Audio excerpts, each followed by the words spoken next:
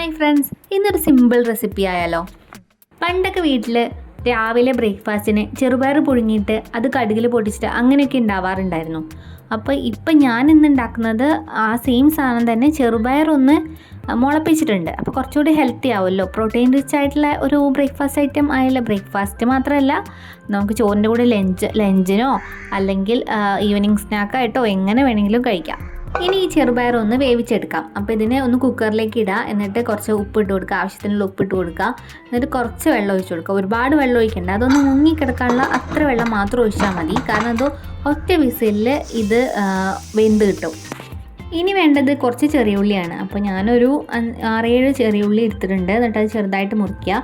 പിന്നെ കുറച്ച് വെളുത്തുള്ളി, ഇതുപോലെ തന്നെ ഒരു 6-7 വെളുത്തുള്ളി അല്ലി എടുത്തിട്ടുണ്ട്, അതും ചെറുതായിട്ട് മുറിക്കുക. ഇനി വേണ്ടത് ഒരു 3 വറ്റൽമുളകാണ്. അപ്പോൾ വറ്റൽമുളക് എടുത്തിട്ട് ഒന്ന് കഴുകിയിട്ട് അത് മുറിച്ച് വയ്ക്കുക, ചെറുതായിട്ട് മുറിച്ച് വയ്ക്കുക. പിന്നെ കുറച്ച് കറിവേപ്പില എടുക്കുക, അതൊന്ന് റെഡിയാക്കി വയ്ക്കുക. ഇനി നമുക്ക് കുക്കിംഗ് ചെയ്യാം. ഭയങ്കര ഈസിയാണ്, അത് ഭയങ്കരമായിട്ട് പറയാനൊന്നുമില്ല, ചെറിയൊരു സംഭവമാണ്. ഈ സ്റ്റവ് ഓൺ ആക്കിയിട്ട് പാത്രം വയ്ക്കുക. പാത്രം ചൂടാകുമ്പോൾ അതിലേക്ക് വെളിച്ചെണ്ണ ഇട്ട് കൊടുക്കുക. വെളിച്ചെണ്ണ ചൂടാകുമ്പോൾ പിന്നെ കടുക് പൊട്ടിക്കുക. കടുക് പൊട്ടിയതിന് ശേഷം ചെറിയ ഉള്ളി ഇട്ട് കൊടുക്കുക, പിന്നെ വെളുത്തുള്ളി ഇടുക, അതിനുശേഷം വറ്റൽമുളക് ഇടുക, പിന്നെ കറിവേപ്പില ഇടുക, എന്നിട്ട് നന്നായിട്ട് ഇളക്കി കൊടുക്കുക.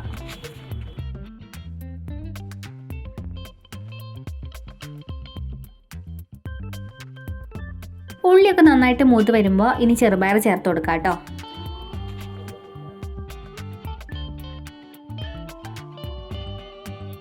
ചെറുപയറിൽ ചേർത്തതിന് ശേഷം ഇതിൽ വെള്ളം വറ്റുന്നവരെ ഒന്ന് ഇളക്കി കൊടുക്കുക.